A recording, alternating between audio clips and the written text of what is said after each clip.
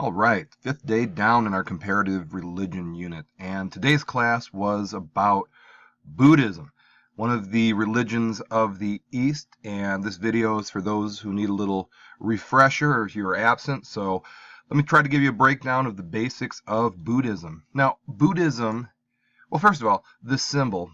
Every religion has a symbol that we've seen thus far. Jewish religion has a Star of David, Christianity has a cross, Islam has a crescent, Hinduism had an almond. We have an 8-spoke wheel, and the 8 points of this wheel have significance, which I'll get into in a second. But Buddhism at its start is the middle way of wisdom and compassion. Let me give you an analogy if you're not following that. I'm going to give the analogy of a guitar. And if a guitar has strings that are way too loose, you strum the guitar, it won't make much of a sound. If the strings are wound way too tight, you strum the guitar and the strings break. The middle path is the best way. If you have your strings in between, it produces a very beautiful sound. Like the guitar, life should be lived this way according to a Buddhist. The middle way of wisdom and compassion. And it's about 2,500 years old, so it's been with us in our human story for a good amount of time, 2,500 years. It's a philosophy, it's a religion, it's a spiritual practice, and millions of people follow it, primarily in the East, but there are adherents here in the West as well. And it's based on the teachings of the Buddha. Now, a lot of people think Buddha was his name. Like, my name is Anthony, and his name was Buddha. His name was actually Siddhartha. The Buddha is a title that he achieved in his life, and he's not a big, heavy-set Chinese guy either. We'll get into that in a second. Now, Buddhism has 3 jewels, and if you ever see a symbol with a blue jewel, a yellow jewel, and a red jewel, that's symbolic of the 3 jewels. And I'm going to give a negative before I give a positive. And, I've heard people gripe about school for a lot of years now, and oftentimes it's the lack of these 3 things that cause people to gripe. They say, oh, my teacher doesn't like me, oh, my teacher's too hard, oh, my teacher moves too fast, oh, my teacher gives too much homework, this, that, and the other thing. Oh, I don't like this class. I don't want to do this for a living. Why do I have to take this class? Bah, bah, bah, bah, bah, bah, bah. The community. Oh, that kid in the hallway peeved me off. Oh, this kid in my class is a clown. Bah, bah, bah, bah, bah. Okay, that's the opposite of what Buddhism says are the 3 jewels.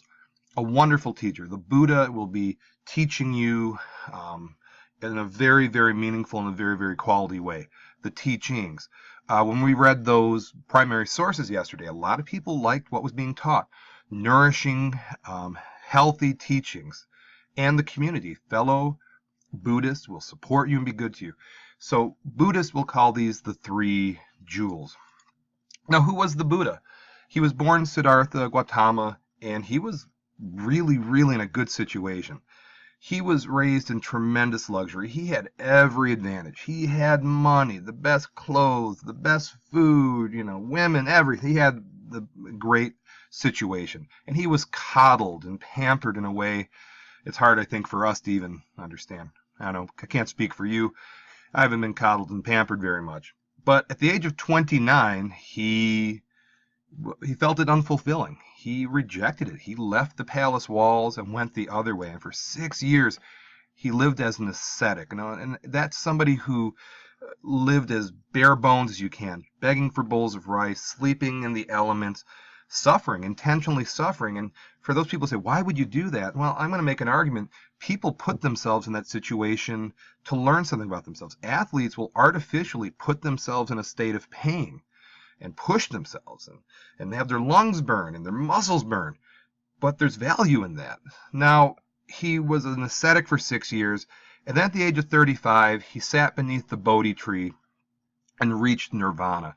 This perfect state of mental being, this awakening, this really the place you want to be. And he realized it's not gluttony, it's not luxury, it's not extreme of suffering. It's somewhere in between.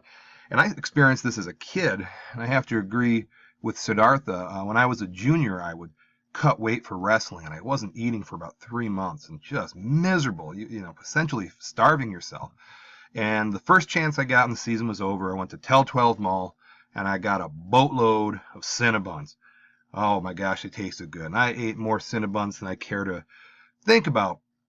Caused me to get sick like you wouldn't believe. So As my 16-year-old vomiting self realized, extremes aren't good. Starving's not great. Gluttony's not great. The middle path is probably where it's at. And for the next 45 years of his life, he wound up teaching others. And he did not claim to be divine. He did not claim to rise again or be a messiah. He just said he was a man. So this is who the Buddha was. Now, what did he teach? Now, he taught 4 noble truths. Truth number 1, to live is to suffer. And this is a hard one to argue. Life is hard. Life is full of pain. Even if life is good now, I hate to tell you this, you're going to lose a job. You're going to get sick. You're going to lose a loved one. Your animal's going to die. Life is hard, and you're going to suffer. You better accept that. That's truth number 1. Number 2, the cause of suffering is attachment and desire. And I think a lot of people say attachment is good, and in some respects it is, but healthy attachment. So it's a notion that everything you see, all the people you see, the buildings you see, yourself, everything will turn to dust. There is no permanence, so why be attached to it? And it's good to love people, it's good to care for people, but if you're unhealthily attached to things, it's going to cause suffering. Oftentimes materialism. I need to have the new fancy schmancy phone. I need to have the new fancy shoes. I need this. You're never going to fill that void because you're constantly desiring for materialism. And that's not a healthy attachment. Now, the third noble truth is to eliminate the suffering. You eliminate the attachment. Free yourself from that. Free yourself, and then you can reach this perfect state of being nirvana. Also, to reach nirvana, there's a guide, there's a path, and it's an 8-fold path. Getting me to my point, what the spokes in the wheel mean. The 8 points of this wheel have to do with the 8-fold path. So probably your next question is, what's the 8-fold path? Well, here it is. Just focus on this gray font as it appears. So right understanding. When you're dealing with people, try to really walk in their shoes. Understand where they're coming from. Be motivated. Do your best. Push yourself. Write speech. We all have a voice. Are you using it for good? Are you using it for hate? Are you using it for positivity? Or are you using it for negativity? Use your voice. Say the right things. Use it for good. Right action. When you have the choice to do the right thing, do the right thing. Right livelihood. Pick a job that betters the world. If you're a nurse, you heal sick people. If you're a mechanic, you fix people's cars. These are good livelihoods. If you're a crack dealer, you're not helping much of anybody. That's not a good livelihood. If you follow me. Right effort. Are you doing your best? And right mindfulness, are you aware of what's going on? And this one, I waited to the end here. Meditation. I think a lot of people in the West have this notion of you're in the lotus position and saying, oh, okay. I know a lot of people in the West don't do that. But I do know everybody at night, their head hits the rack and it's just you and your thoughts. Are you reflecting on your day? Are you saying, what can I do better? What can I do worse? What have I done? And this sort of introspective mental exercise. I have kids in class say, well, I say a prayer every night. Is this a form of meditation? I would certainly argue yes, but it's that introspection piece. And if you do these 8 things, it will get you to this perfect state of being nirvana. Now, how do Buddhists differ than Hindus? Now, like Christianity and Judaism, Christianity broke away from Judaism based upon Christians feeling Jesus was the Messiah and Jewish people not. Now, Buddhism grew out of Hindu soil. Buddhism grew from India, but the chief reason it separated is this rejection of the caste system that we learned yesterday. This rigid 5 levels, and you don't deviate, you stay there, you marry the person there, your job is there, where you live. Very rigid, and Buddhists rejected that. And what do Buddhists believe? Like Hinduism, they believe in reincarnation.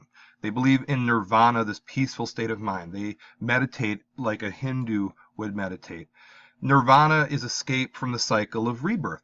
Yesterday we learned that moksha was the Hindu notion of escaping from the cycle of rebirth. So you can see there are a lot of similarities. I will say Hinduism does not have one founder, one person that we can pinpoint as the foundational person for the religion, whereas Buddhism with Siddhartha, we can pinpoint that person as the starting point. And what are some Buddhist texts? Now, there's several of them, and all of the world religions have a holy text that they base their teachings. Jewish people have a Torah, the Talmud. Christians have a Bible. Muslims have the Quran. Hindus have the Upanishads and the Rig Veda. Now, to Buddhists, they have the Tripitaka. So again, all of the world religions have some commonalities, a holy text being one of them. And when you think of Buddhism, a lot of people think China, and that's not inaccurate at all. As you can see, it began in India, but India is about 80% Hindu, majority religion Hindu. You can see where Buddhism has spread. It's spread to Southeast Asia, China, and the Far East, and that's where it's primarily practiced today, even though there are people in the West that practice it. There is a Buddhist center in Southfield, about, I don't know, 8 miles from school, 10 miles from school. So it's still here with us, and you'll meet some Buddhists in your travels, like you will people who adhere to all of the world religions. So thank you for watching, and next class are the belief systems of China.